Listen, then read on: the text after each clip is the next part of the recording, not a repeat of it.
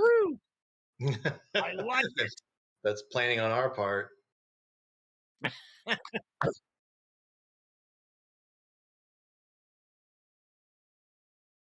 Oh, that show.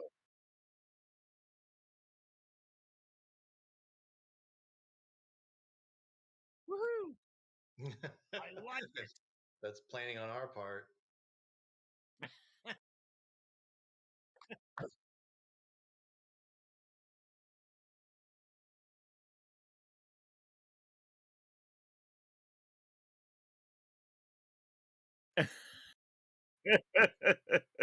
Michael,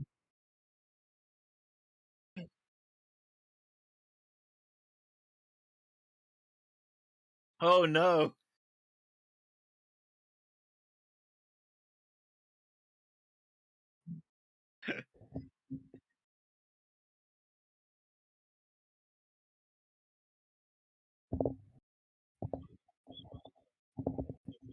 we have no Yeah. Michael voice and or we have an echo. Ah. So Michael, And talk. now Okay. talk amongst yourselves. So, my Critical Role watching experience before I got way too busy to watch it was I would starting with season 2, campaign 2. I would Yes. start the episode live and then watch either like up until shortly past the intro because they do that big opening, or I'd watch it until I went to sleep, have it in the background or whatever. The next day they would because I don't pay for it, so the next day they would rebroadcast it, and I could catch it in the middle or whatever. Or I would just wait a few days and it would just be on their podcast feed, and I would just scroll into it 2 hours and start listening. But I made sure I did something to catch up so I could start the next week's episode live again and stayed at least live with the intro. I would catch the ending and then catch the live. That was the important thing to me, was to, in case a cliffhanger happened. So Okay, you Dun, guys, dun, dun. you guys should be able to hear me now. All how's right. Michael? Correct. Well, we'll find out when they. His audio. We know how he is, No, and we don't need to say that in the chat, guys. The reason is because I actually love Streamlabs OBS. So everything that follows after that, please realize I love Streamlabs OBS. It has a way of it has a way of just changing your settings. It says, "Oh, didn't you want this? You wanted to use this, didn't you?" No, I didn't. Artificial intelligence. This could be sensitive. Also, mine's sensitive based on what order I do things. So if I open Discord, then plug it in, then plug in the camera, it's like what? Oh yeah. I have to. I go on to Slobs and save up. Make sure and save the time and everything. Save that all this stuff. Then I have to close that. Then open Discord. Then open up my video on Discord. Then open back Slobs, because otherwise it doesn't know that there's two cameras. Like I said, artificial intelligence. I'm really not worried, guys. There's no way. I'm still expecting Clippy to pop up and say, "So you're trying to take over the world? Do you want help with that?" Right. From lower decks. Please. So, hey, It's real quick, fantastic. while I got how we got? We got 6 people. While I got 6 people, Yeah. at the end of this month, at the Blue Note, we are doing Bruncheons and Dragons again. So if you're just tuning in right now, and of course YouTube, as you guys can watch this later, Bruncheons and Dragons on Most awesome. October 29th at the Blue Note. It is it's a great tavern, and that is going to be the subtitle for Bruncheons and Dragons 2, is you meet in a tavern, the audience strikes back. So Mark is our DM. He's got some great things planned, and I'm so excited. It's going to be a blast. It's going to be. You have no idea what's coming. You have no idea what's coming. No. Now, may I just ask, polling the video chat folks in the room, will there be costumes involved with anyone? There will be with me. I've been doing some shopping, and my browser history is really curious. It's really interesting now. So, yeah. Can I say the one word that must be in your browser history? Oh, geez, yeah. Tentacles, right? It is. Yeah. So my costume might not be very obvious until the actual moment it happens, but when it does, it'll be amazing. And I'm telling you, folks, the Blue Note. We had a lot of people over when we went to New World and we went to Miracle Con, who were they were saying they can't believe they missed it, and it was phenomenal. So do come see it. It's gonna be great. I think Blue Note already has it on its website. I gotta pull it up and we gotta start putting that on media, social media and stuff. But very, very exciting. It's gonna be so great. And Connor's got a killer design. Connor and Carday came together and have a killer design. It's going to be so much fun. So yeah, and also the other thing is, Brunch of the Dragons, we are in the works of getting T-shirts as well. So that we will be selling there. So just get ready for it. And correct me if I'm wrong, because Brooke and spoilers and things. But I do believe that if you are at the T-shirt level of Patreon, we're going to have one with your name on it. I don't know not your name literally, but we're going to save one for you. There will be one for you. See, this is why they don't let me do announcements. That's right. There will be one that because you are the Mark Ruffalo of our group. That is, Oh, jeez. It's not wrong. It's not wrong.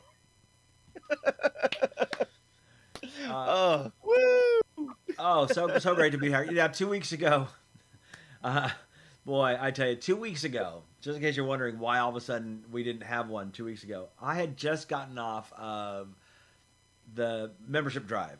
So the day before, on the Wednesday before, I had been up at KOSU from 2 o'clock in the morning till 6 o'clock at night, and then drove to my church because I have a Wednesday evening thing at my church where we do a disciple class from 6:30 to 7:30. So I didn't get to sleep till about 8:30 or 9 o'clock that night. Back up at 2 o'clock in the morning, and I really tried to. I was like, I could do this. I could do this. I could do this. I was like feeling physically ill, and I said, I can't. No. I just can't. I was just set up. I even set up the whole YouTube page and everything. Yes. I felt so bad, but it's like I couldn't do it. So, but I'm here. I'm here tonight. Yes, and I'm here at the ranch. That's why I got real at the ranch. My ring light, but it looks very, and I love it because it looks very ranch-y. You look like you're in a bunkhouse, and I love it. I love it. No, this is a room that you haven't seen. It's the middle bedroom in the long hallway, across from the bookcase door. Wink.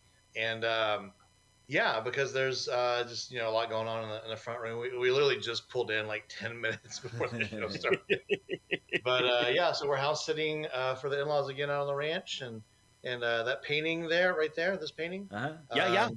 Yeah, Amanda's father painted that. It's quite the artist. Oh, that's cool. Lots of paintings, right? Amanda's a great artist too. We got a lot of her paintings hanging up at our house. But we should ever do some artwork for Red Dirt. She's got one in the can. Over. He was a main artist for ODOT.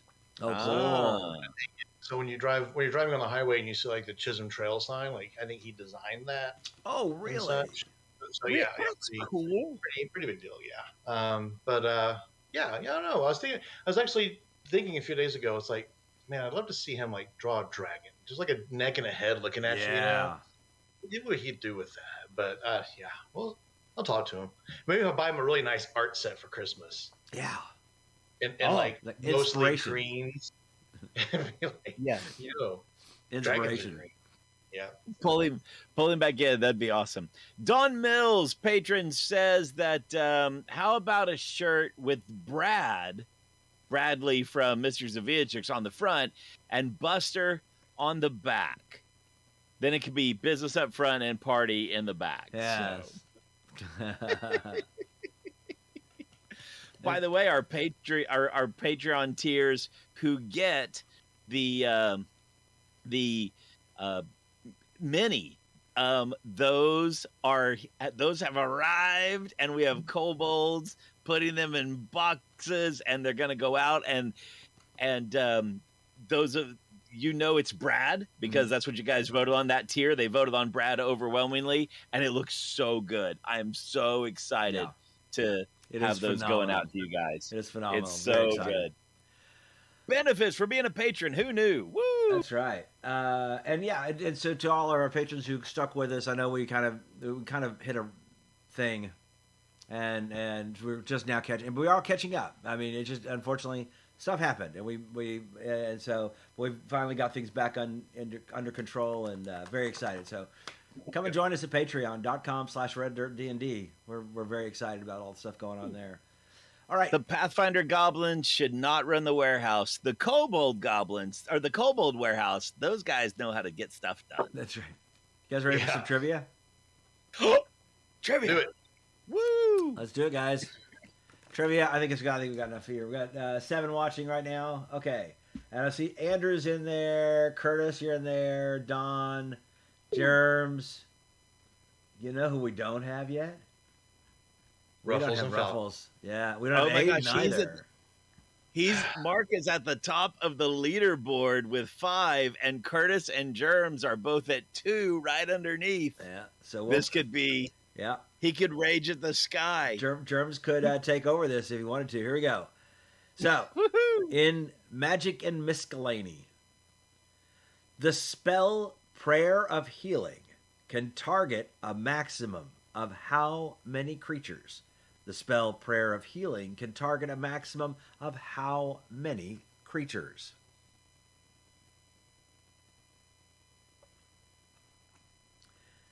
I'm pinging Ruffles. You would think as the current cleric in the main party that I would be focusing in on that. You're not that kind of cleric. No, this is also, Zionci is also, that is also true. Zionci is not that kind of cleric. I thought Zionci was a rogue. Well, originally he was originally a rogue, and then we got another rogue, and so he decided to become a cleric without changing any of his stats. He is a cleric with rogue stats. I feel like somewhere you've got hidden a wand of healing, and you just pretend to be a cleric. Isn't there an archetype for that? I think there's an archetype for that, right? Like the fake cleric, the fake healer. So. All right, we have a correct answer, Andrew. Of course, Andrew, he's going to keep throwing up numbers until he gets it right. 6, correct. 6 is the correct answer. And the targets must be visible and within a 30-foot range. So there we go. Hey, Simple. Yay. Ooh, yay. We were just talking about how awesome the minifigure is that our patrons are going to get of a certain level, right? Yeah, that's awesome. Brad, fantastic. Yeah, everyone loves Brad. Brad's an awesome character. I know. Yeah. I know. Yeah, it is America's favorite cooking kobold, that's right? Is Brad. Yeah. So from Mysteries of Beatrix. I work really hard to make these wonderful, memorable characters, and they want this kobold with a chef's hat. Which is fabulous. I fell in love with Brad the first time I saw him. I was like, this is fabulous. I mean, I absolutely fell in love with Brad. Okay. History. Which of Gary Gygax's children played the character Tensor, famous for the spell Tensor's Floating Disc? Which of Gary Gygax's children played the character Tensor, famous for the spell Tensor's Floating Disc? I got a few choices. Yeah, that's right. R.A. Salvatore. R.A. Salvatore. He was his. You got to catch him fast before people start saying every one of his children's names. Ed Greenwood. I think it was Elminster. Elminster. Oh, wait, that was Ed Greenwood. Elminster Almar. That's one of Ed Greenwood's children. Yes. So. I did love the fact that as you got into, or as I got into lore and things, that you realized that these folks like Tensor and Mordenkainen, they were actual characters, in their homebrew campaign, which is awesome. Yeah, I think it was fantastic. Oh, we have an answer. Andrew, look at that. Right. 2. Yeah. 2 from Andrew. That's fantastic. It is Ernie Gygax, correct. Woohoo. All right, here we go. Andrew is now in second place on the leaderboard. Uh-oh. Ruffles has 5. Andrew now has 3 because he's grabbed these first 2. Curtis and Germs are right after him. So Christopher Tolkien. Anything. By the way, I was looking up the Lord of the Rings 5e, and I was kind of looking up because there's a Lord of the Rings 5th edition out, and there's going to be a Doctor Who 5th edition that's supposed to be coming out this month. So I haven't seen any reviews or anything on that yet, but I'm super super excited to hear. Actually been released, so it'll be interesting to see because I'm really kind of curious because, I mean, D&D 5e is pretty much combat. That's what it does best. I mean, all your characters are basically designed. You're probably playing companions. Yeah. I doubt you're playing the Doctor or a Time Lord. You're probably playing companions. More than likely. Or members of there's what's his face's crew, and then there's the other that had like a military fort. Anyway, are you talking about Unit? You're talking about Unit. Yeah, Unit. Yes. Yeah. There we go. That would be really cool if the Go ahead, go. You're hitting on it. Stick around for the very end of the show for Grognard's soapbox. I'll be mentioning the Lord of the Rings 5th edition there we game. go. Okay, so stick around. For monsters, how many eye stalks does a spectator, a lesser beholder, have?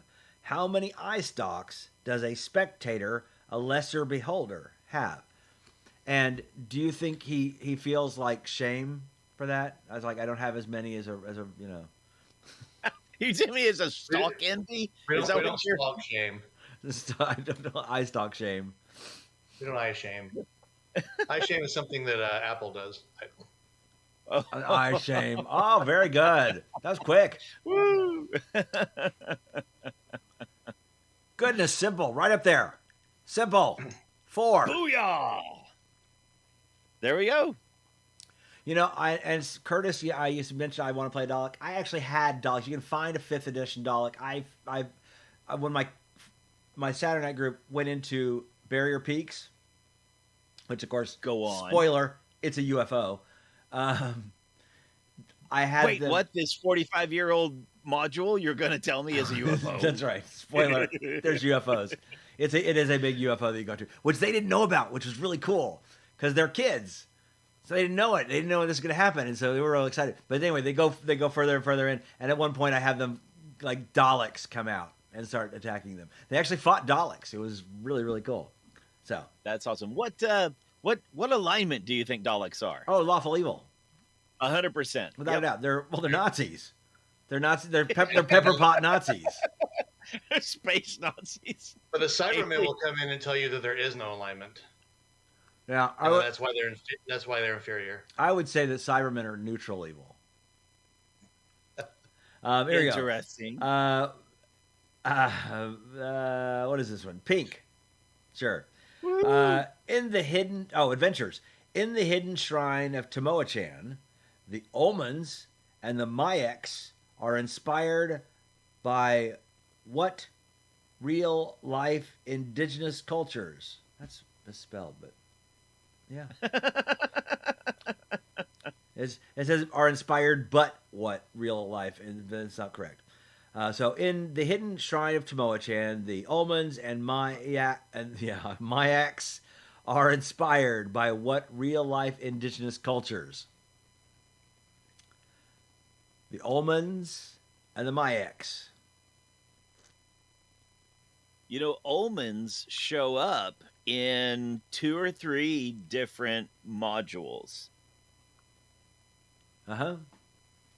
So, Curtis, right there, because Ruffles and Falco got half of it, but I didn't get the other one. And Curtis comes in with the win there. Olmecs and Mayans. So Gary Gygax in his wisdom just switched it. Mayaks and Omens, yeah. So not the greatest. I will say sometimes not the greatest creativity in nomenclature in first edition, but you know, Yeah. So Sometimes they just kind of slapdash things together. So, all right, here we go. In blue, which I'm not sure what characters. So, what was the Baylor demon? Who was the Baylor demon that was defeated by Driss Do'Urden and later retaliated by torturing Driss' friend Wulfgar? Who? Congratulations, Germs. Who was the?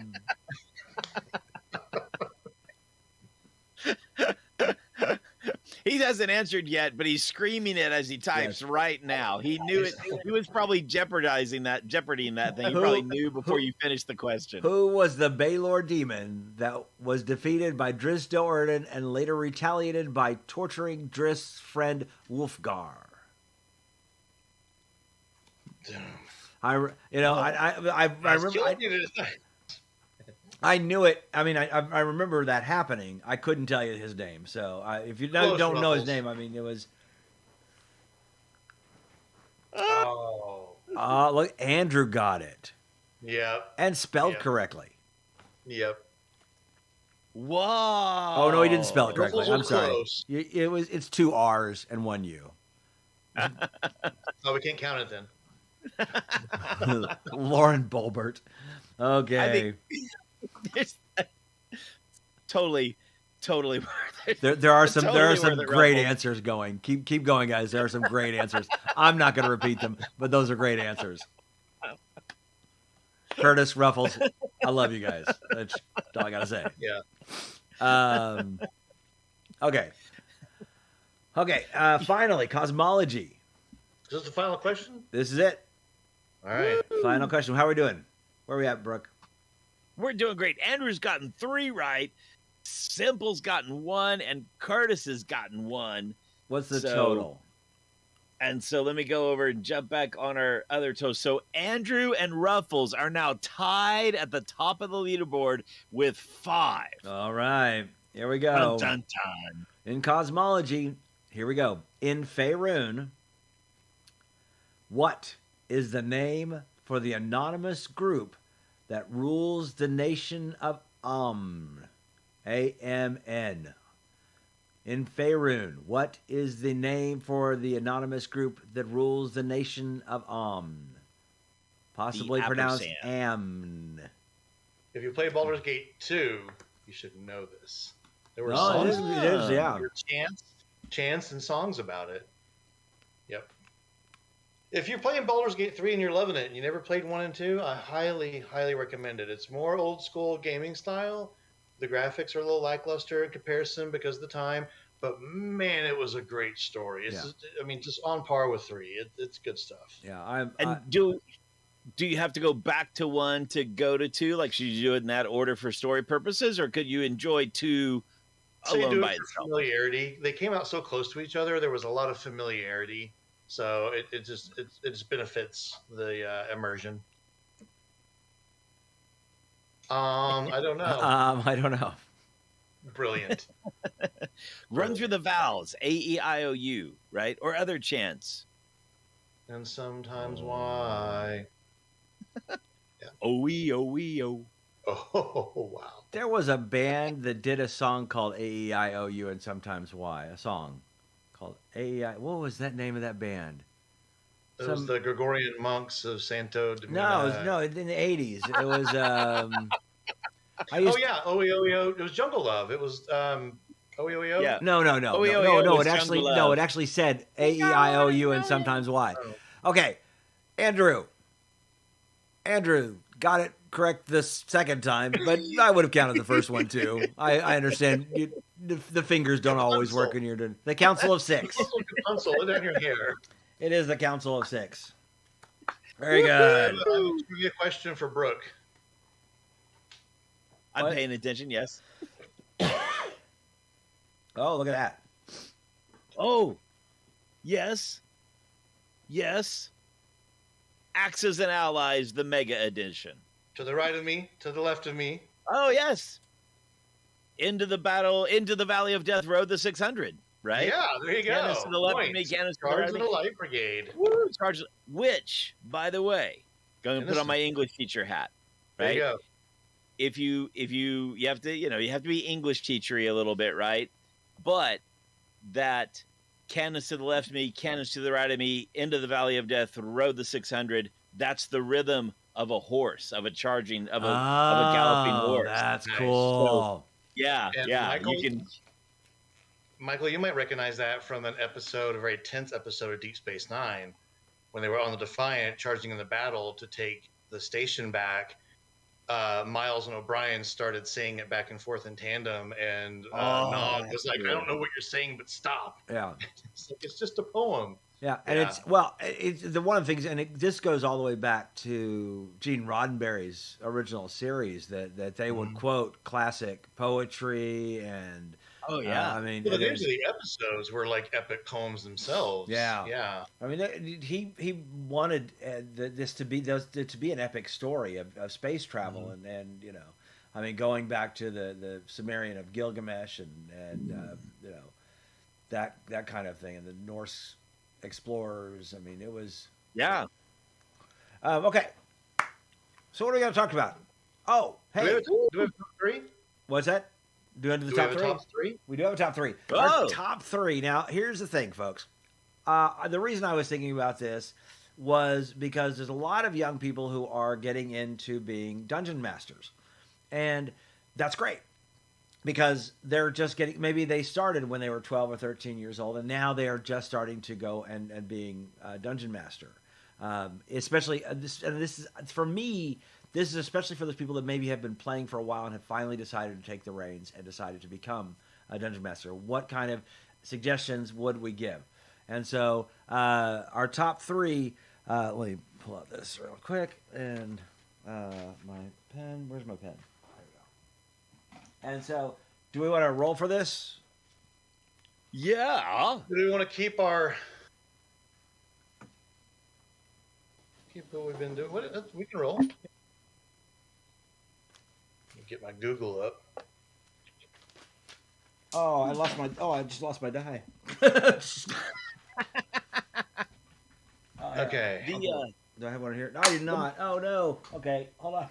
The high school role play club was meeting today, and they've got like 6 tables of kids that play. And I don't know what it was about gravity today, but the number of times the dice went off at one table or the other. And then what was so great was that every single one of them that I saw, the students just like, at that table, 2 or 3 people would get up and just like follow the dice until it stopped rolling across the tile in the cafeteria, and then look at it. It's a 4. It's a 19. So gravity. That die's lost forever. I seriously, I don't know. I have no idea what happened to it, and I've got shag. No, I don't. I don't have like a shag carpet or anything like that. Because that's the problem is I don't have a shag. It's like a hardwood floor type thing, so it just bounced. So, okay, I'm really having trouble finding a die here. Hold on a second. I gotta pull it in my bag, which I've got dice back there. What am I doing? I'm so stupid. I just googled roll me a d20, and it did poorly. Oh, so you're telling me I have a chance? Woohoo! Yeah. Isn't it usually Michael, you, me? I think it's. I have an entire treasure chest back there of dice. What am I thinking? Okay. I figured you probably had more than one. Yeah, I got 5. Oh. Woo! I got a 13. Uh-oh. Oh, 7. Woo! Johnny's in the middle this time. There we go. Yeehaw. It's gonna be weird. As if it's not. Yes. Are we ready? Yes. Should I go? Should I go first? Yeah. Woohoo! So, my number 3 rule or tip for being "quote unquote" a good DM is. I'm so tempted to say the rule of fun and just watch Michael throw his monitor off the. Oh, by the way, the rule when we came up with this was don't be cliche. Although I think there are times it's going to be cliche. Your table's making you not have fun. Get rid of it. There's that. I love rules. I believe in rules. That's so silly. No, I think my number 3 tip, which is, not mechanical in nature, but it is, don't be afraid to be embarrassing, right? Like, you're not going to have the best voices, perhaps. You're not, but the more energy you put into the game around the table, the more that will feed everybody else of like, oh, it's okay to go ahead and do the silly accent that I have, silly / appropriate accent that I have for my character. Like go for it. So my third rule is, don't be afraid to be embarrassing in, an appropriate way. Yeah. So I agree. Johnny. Yeah, for sure. I like that a lot. And touching on the rope. Well, I'm just going to change this one from that to this. A lot of people will say, this is my number 3, will say the dice tell the story. No, they don't. Dice gives you outcomes. Ideas. You tell the story. Now, the dice tell the story in the sense of, I'm going to jump over this cliff. Well, you failed, and so you now have had to walk around, but you make that walking around it exciting. Or you fell off the cliff and died. Right. Now everybody's got a role play, but you tell the story. So if you have a player at your table that's really role playing up the guard at the gate, either A, think to yourself, man, they did a great job. No diplomacy roll. The guard says, you're right, and lets you in. Or say, okay, roll diplomacy, but in your head, you're adding 5 to their die roll. Yeah. Let that role play matter. Yeah. And it sounds like it's easy and it's common and everybody does that. But then when you get at the table and it's crunch time, everybody is rules, numbers. It's real easy to get away from you. Yeah. But let that role play element be just as good as a successful or a poor die roll. Even as so much if the person's trying to persuade the guard and they're fumbling their words, well, okay, roll your die. And I'm going to -5 from your roll now. Yeah, but there you go. Yeah. Let role play do something. Yeah. So I kind of had 2 of the. Well, maybe I'll come to a honorable mention. But so it goes off what you guys are talking about. But don't stress when you're there. If a rule's not fun, throw it out type of thing. It's kind of like that, but more just a sign. If you mess up a rule, don't stress about it. Just move on, because it's all about playing. It's all about having fun. If you guys stop every 5 seconds to look up a rule, that slows things down.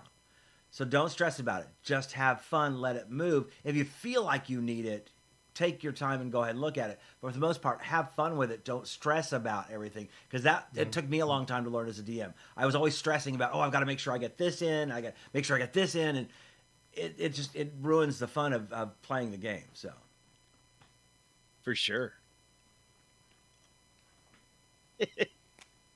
That's awesome. Back around to my number 2. My number 2 is something that, as a grognard, I got to admit, the first time that I heard it, I thought was really dumb. I really did. And this was, probably, 7, 8 years ago, the first time I heard it. But that is, establish some boundaries early. Yeah. Know what's, the X card idea, right? Know what's kosher and know what's not. And then as the DM, sometimes you got to make the call and there's a phrase I love to use. We use it at school with the kids and stuff. But it's just like, we don't do that here. So that's a great phrase you can take to the table. And if someone starts crossing a line of, safety or whatever topic it is, you can just say, hold on, time out. We don't do that here at this table, and it makes the game better. Yeah. As an old, school kind of like, pansies, get your, it's just a game. Get your emotions in check. Rub some dirt in it. It really makes the game better if you establish some boundaries. Session zero, folks. every time. Even if you've been playing with the group, if it's your first time to DM, do a session 0. Even if it's like I'm in our Saturday night group, we just started with a new guy. Oh yeah, I mean, fun.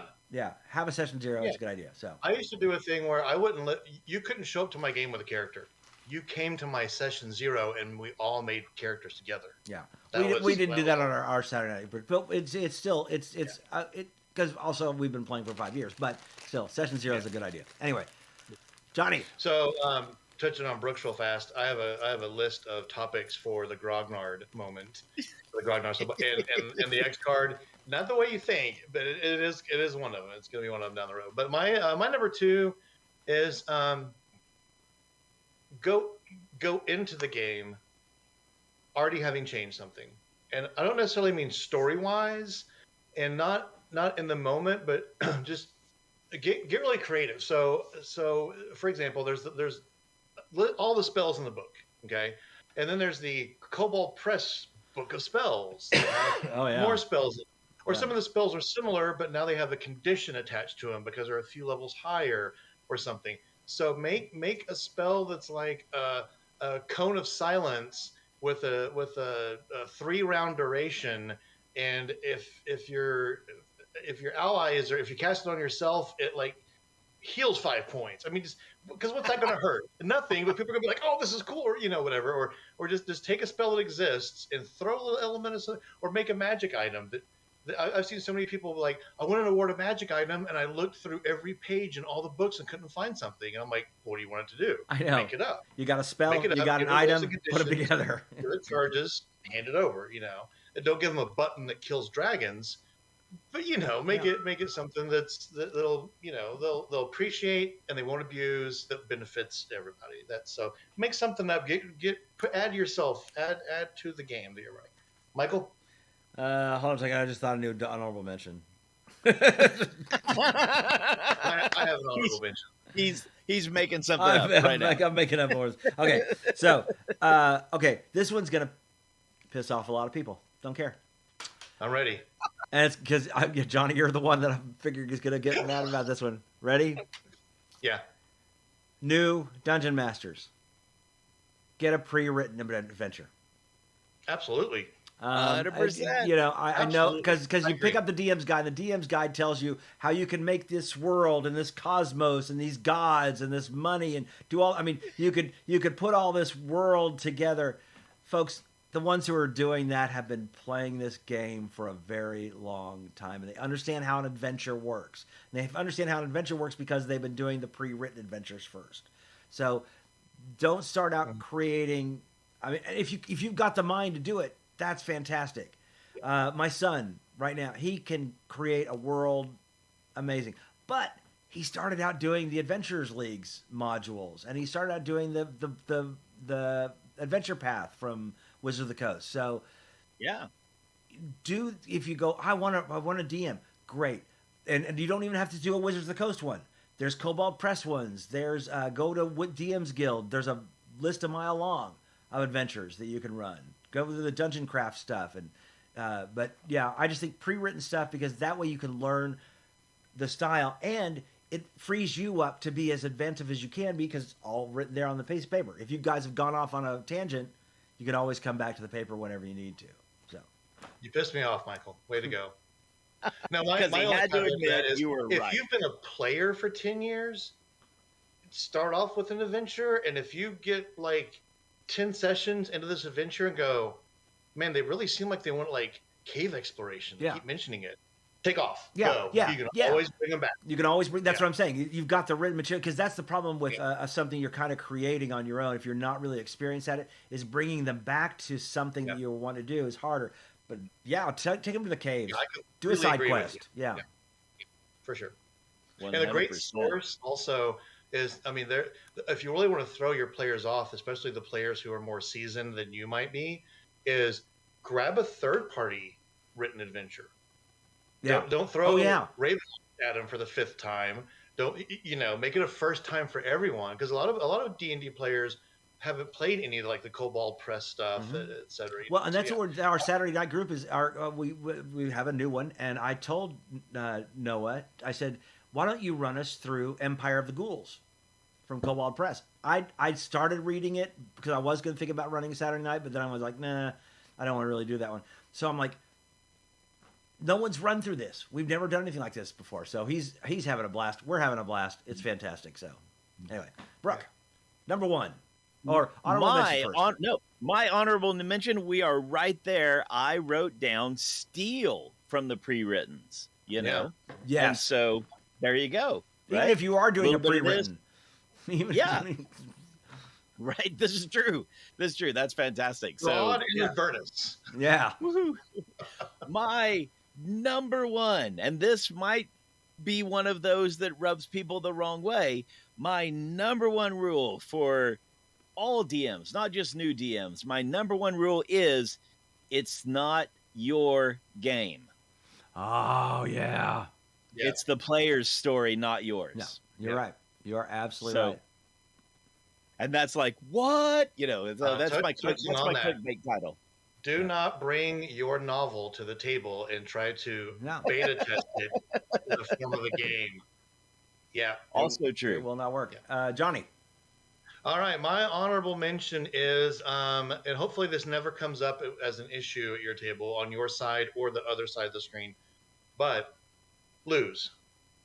As a DM, it should never be players versus DM, but lose. Just going to leave it at that. My number one, my actual, is going to make some people mad. Looking at you, buddy. And it is, in your DMing career, not right off the bat as a new DM, but before you say, I'm 5 years a DM, I'm 10 years a DM, play something else. That's a smart idea. No, you don't have to become super in depth in it and know the rules inside and out like you do D&D, but go play the other company's Star Wars game. Go play the other company's Hercules game. Go play a Cthulhu game. Yeah. Play something, because you will find yourself coming back to your table going, aha, and you'll handle something differently. You'll learn something from other DMs in a unique way that you would learn from other. You're gonna learn from other DMs in general, but differently, not better or worse, just differently from other DMs of other games, and it'll just kind of be a breath of fresh air and a nice reset. Play something else, you'll benefit from it. You will. Yeah, and you might be able to take some things from that. I've actually thought sometimes about, like, Pathfinder does some of the checks. The DM does the checks, so the players don't know. Yeah. I actually think that's a better idea, because there are sometimes otherwise it gets too meta. Like, okay, do a persuasion check. Oh, I rolled a 1. Well, you didn't. But I know something's there. Yeah. So anyway, or find traps, and then like everyone around the corner goes, "Oh, I'll do a perception check. Oh, I'll do a perception check. Exactly. Oh, I'll do a perception check." Yeah. So there. And I've played Pathfinder. I've played Star Wars. I mean, I highly recommend all of those. So, my honorable mentions. First off, charisma checks. Unfortunately, I think this is the critical roleization of D&D. Unfortunately, is you've got these great actors who do these wonderful speeches, these moments, and is like, okay, then that's what you say, and a lot of people don't have that. A lot of your players, your younger players, don't have that. At no point, if I said do a strength check to lift something, would I go tell that player to go actually lift something to see if they could do it. Mm-hmm. If they are trying to convince somebody, you don't have to say, well, what do you say? I'd make a charisma check roll. I don't have to come up with it off the top of my head. If I don't, let them do the charisma check. Don't necessarily, well, what do you say? You'll easily find out who at your table wants to say, who at your table wants to roll the die. Yeah. And then you just act accordingly. Yeah.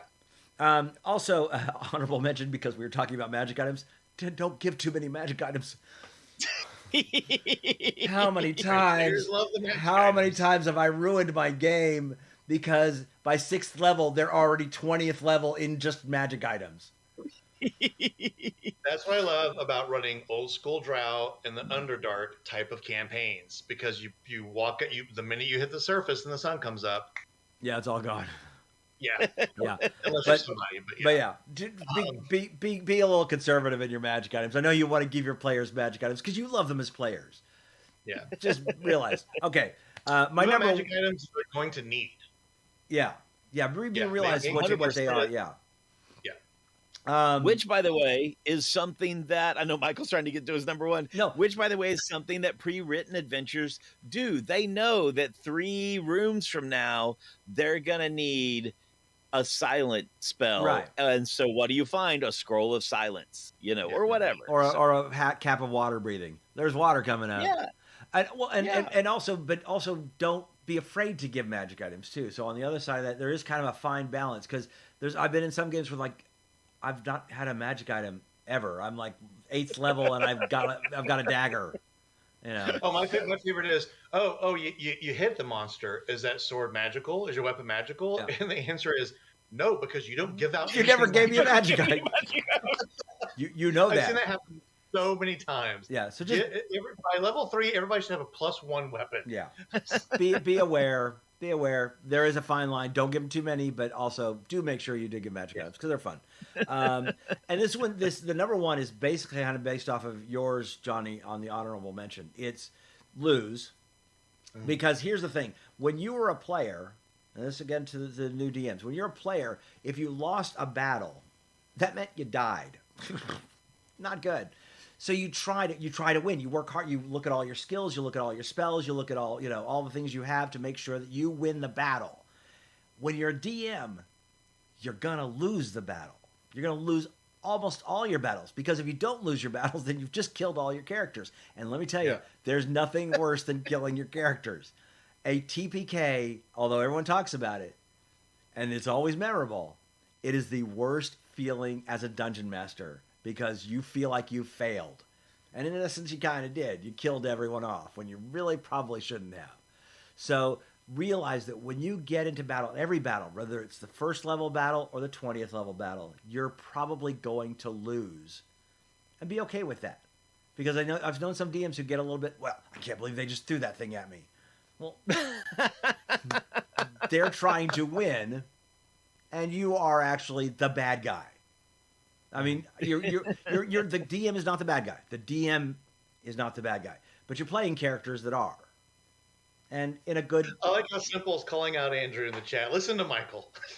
Oh! But a good hero story. Yeah. A good hero story, the bad guys are losing. They should. I mean, what would Ultron, if Ultron had actually taken over the world, game over, the movie's done. They've got to lose, and the bad guys have got to lose, and so you are there to have fun with those bad guys, and be realizing that they're gonna die at the end. So, just realize that. That's all I got. Thanks for listening to our grognerds talk about that. If you've never DM'd before out there, guys, do it. It is such a blast. It is so much fun, and I've loved the fact that in our second campaign here at Red Dead D&D. We've all taken the reins as dungeon masters. It's been a lot of fun to see the different styles and what we can bring to the game. So you betcha. Hey, Michael, I have a follow-up question because you mentioned a gaming system that I've never played, but I'm really intrigued by, and that's the Star Wars. Yeah, where you roll a handful of dice, and then it's how many successes do you have, how many failures. Were you playing in that game or were you GMing in that game? I was playing in that game, and it was my first time to try those dice, and I love them because when we talk about dice telling the story, those really do tell the story. They are designed to do that. Now, that's why also the system is designed to put the dice in your hand in a way of it's a really thick, heavy rain, and it's nighttime. So add a blue die because it's harder for that guard to see you. Yeah. But you notice there's a camera, so add a black die because now there's 2 eyes on you. So your dice pool can be modified before you roll. But maybe your character allows you to be more stealthy, so you add a certain other die to possibly be more successful. It's a great system. I highly recommend playing that game. Call of Cthulhu, definitely. Play Call of Cthulhu. Pathfinder, I'm never gonna get as much into that game as you guys are, only because it's so rules heavy. But I love rules. That's too many rules. That's the problem. I love rules, and if you put too many of them, I have to know them all. You have to know them all. Yep. And oh my gosh, I just look at the Pathfinder book. But that said, I love Pathfinder. I do love the game. It's not something I would dig deep into because it's just so many rules. We've talked about it 10 times on here, but I just love the fluff. I just love the world building. It's like the guys who took Greyhawk, you know, it's like those guys who do Golarion followed the pattern of how do you make Greyhawk alive and then dumped it into their new game, into their new world. And it's just, I just love everything's interconnected, the history, all those wonderful things. But anyway. Yeah. Pathfinder is one of those I could play. I don't think I could ever DM it because it's just so many. Yeah. But I love just taking character playing it. As much as you love Paladins, you should just like dedicate to playing a Paladin ever in Pathfinder 2, and then because then all you have to worry about is the Paladin stuff, your character's rules. I know some people will jump into a new game and they want to know all the rules. I actually sat at a table once in DDAL with a brand new player, and after about the third session, he knew he went home and just studied the book, every book, and he comes over and he says, and he's playing a Paladin. And the bard says, well, I'm going to do something. He's like, yeah, but you can't because you're only level 4, and that's a level 5 thing. And then the wizard's like, oh, I wish I could cast this spell. And he's like, well, you can't cast that spell because it's a level 6 spell. But at level 4, you should be able to use the one. And it's just like blurting. And it's like, dude, just know yours. Yeah. And let us know ours. And then the GM does their thing, and we go. I know. Well, that's why I picked up Wizard. I wanted to learn to be a wizard. Because I could figure if you could play a wizard in Pathfinder, you could play anything in Pathfinder. So I really buckled down on wizards. And I do have a wizard. I have a first level wizard that unfortunately hasn't gone anywhere. But anyway, where are we at? Oh my gosh, it's 7. Oh my gosh. 7:52. It was 7:42 minutes ago. I just glanced at the clock. Very quickly, the whiskey is out tomorrow that we talked about a few weeks ago. It's $149. Better be good whiskey. That's all I gotta say. The bottle is fantastic. It is cool. You know, it's got hit points. It's one of those things where it's like, I spent $140 on this. No way I'm opening it. I know. So you never know if it's going to be good or not. that's exactly what it feels like. You were talking about special events, like that would be the one, right? Yeah. You know, when you drink for the TPK, or it's going to be like all the Japanese Scotch companies. They buy the cheapest American Scotch they can and put it in a really nice bottle. Yeah. By the way, Simple companies actually got busted for doing that. Simple, you say that I love the witch class in Pathfinder. Kobold Press just came out with Deep Magic 2, and it includes the witch class. And it looks really, really cool. I was kind of reading over it. Is it a 5e witch? That's what I'm saying. It's Deep Magic 1 and 2 for 5e. So Kobold Press just came out with it. I joined the Kickstarter back in like April or something like that, and they just put it out like earlier this week. Deep Magic 2, the witch class looks phenomenal. I can't wait to play it in some. I obviously can't be an AL game, but at some point I do want to play the witch class. I think it'd be really cool. In first edition in Dragon Magazine, there was a witch class, and I played one for a short season back in those days, and then I ran into the witch again in Pathfinder 1E and really enjoyed that. And there might be a chance for someone to see, that show up sometime on the network again with because Pathfinder, they carried that over. And so it'll be interesting. So, okay. I guess we'll have to go to the grognard corner. You love the idea of doing it. Now you're like, God, listen to Johnny. No, actually, I do. I love it when Johnny talks. Thanks for coming tonight, everybody. We'll see you next week. No, go. We need to get you like some theme music, We do. I don't know if it's gonna be like. You mentioned the Lord of the Rings game is coming for 5e. Free League Press is doing that, and there's a 5e edition of Doctor Who. I'm not sure who's doing that one. Citadel or Crucible 7. Okay, yeah, and there's all these games. So this kind of goes along with my number one of play something else. Go out and grab the Free League One Ring original game with a system that they designed for it and play that instead. Yeah. It's a new system. It's unique. It's different. It's not D&D it's not the same thing you're always doing. And I know but I have to learn all the rules, learn enough to run the game, buy the box, and just run the little adventure in the box. It is, the system is, the rule mechanisms and the system is so thematic to Lord of the Rings. It is so great and fitting. And I'm sure the original of Doctor Who also is the same way. Which is the same company that put it out. Yeah. What's really odd is I notice a lot of people who are like huge, their D&D is up here, and they'll play Call of Cthulhu up pretty high also. And I'm trying to find out what the correlation is, why it's like, I'll play Call of Cthulhu, but I'm not going to play that Lord of the Rings game until the 5e version comes out. And I'm not going to play the Doctor Who till the 5e version. I think a lot of D&D players play Cthulhu with the percentile system. Yeah, well, I think it's not that I don't think that they're putting out the 5e stuff for those people who aren't. For those people that are playing Call of Cthulhu and Star Wars, they're playing these games anyway. They're playing the Lord of the Rings. It's for those people that wouldn't touch anything but a 5e. And you're right, they should be trying other games.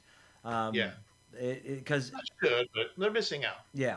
You're missing opportunity. Yeah, because you could really take a lot away from the systems and such. Yeah, the reviews I was reading about Lord of the Rings. D&D Middle Earth. Yeah, the rules I was reading about Lord of the Rings, it doesn't fit always as well when you switch it over. And I don't know if Doctor Who's going to fit very well for 5e. It's nice to have you already know the mechanics, you already know the system, so that's kind of nice. You know the D20 system, but again, it makes totally different characters, and so I think you're absolutely right, Johnny. Go play the actual games. They're out there, and the hope system. It's got the despair system. It's got the dice are normal dice, but on the sixes, if you roll a 1 or a 6, something good or bad happens, and it's just indicated by Gandalf's hat or Saruman's staff. That's a neat mechanic, and there's always doom lurking, but there's always hope going forward, and it's reflective in the system that they built for it. It's really I'm sure that's what I was going to 5e, but at its core, it's where it's at. That's what I was going to ask you was what you said is thematic, and so what was thematic about it? And you just kind of tied that in. So very nice. And it's cool. What I remember talking to somebody else about Call of Cthulhu was why because you could technically do Call of Cthulhu in 5e. You just because we've got Cthulhu. I mean, you've got those maddening, huge, and Ravenloft even talks about doing that kind of. The problem is that Call of Cthulhu it's normal people. Every day, it's the secretary, it's the reporter, it's it's normal everyday people. 5e is not that. 5e is superheroes. Superheroes, So the thing I love about Call of Cthulhu is when I fail, I get excited because that has a chance of getting better now. Because at the end of every session, you roll to increase your stats based on stuff that you failed or succeeded. And it could be like with Vampire the Masquerade too. Is that it could just be not doing well can actually add to this story.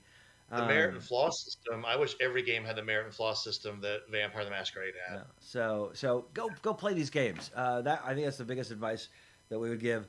We got 2 minutes left. New episode of Red Dirt started yesterday. Yesterday, if you follow Red Dirt, folks, 3 things dropped yesterday. In the morning, we had Red Dirt. Later in the morning, we had Red Dirt Outlaws drop their YouTube show. So brand new show from Red Dirt Outlaw. And then that evening, Mysteries of Beatrix. It's like a Red Dirt bonanza. And so, it's been fantastic. And then, of course, Thursday, you get Plausible Deniability. So go check out all the other things going on. I don't know if we've mentioned, but I don't know if this happened since we've done Plausible. We're at 100,000 downloads. Did we mention that last time? Yeah, I don't know if we get it out over there. Woo! 100,000 downloads, folks. We're growing. It's fantastic. And we're at 256 subscribers here. Yeah. Let everyone know. So we are ready to make the next jump, and as far as like shows and production value, and I mean everybody's doing a great job, but we need you guys just like we needed you at the beginning. We need the next wave of people to come on board so we can jump to that next level. So please keep sharing the word. Please keep telling people about us. Yeah. You know, if you're a listener and not a patron, if you can do that, man, please jump on and have a great time with us in the patron bandwagon. That's right. It's going to be a blast, and we're going to be here for a lot more years. So, yeah. Thank you so much for joining us. This has been Plausible Deniability. I'm Michael Cross. I'm Brooke Bullock. Johnny Payne. Yeah. See you guys.